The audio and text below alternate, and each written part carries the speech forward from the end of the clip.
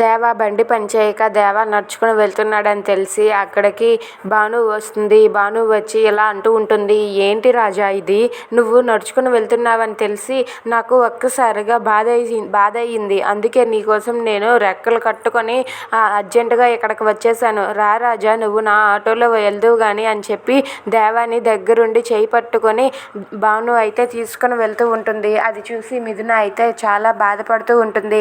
ఇక మిథునని తోసుకుంటూ మరి దేవాని దగ్గరుండి తీసుకుని వెళ్ళి ఆటోలో ఎక్కిస్తుంది.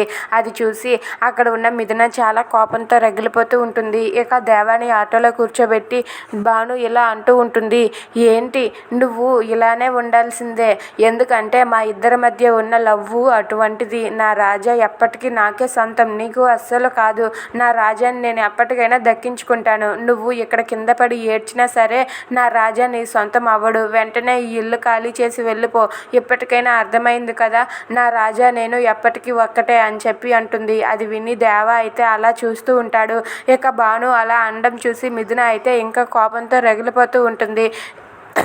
అది చూసి భాను మాత్రం నువ్వు ఎప్పటికీ నా రాజాకి దగ్గర అవ్వలేవు, నా రాజాకి నేనే దగ్గర అవుతానని చెప్పి అంటూ ఉంటుంది.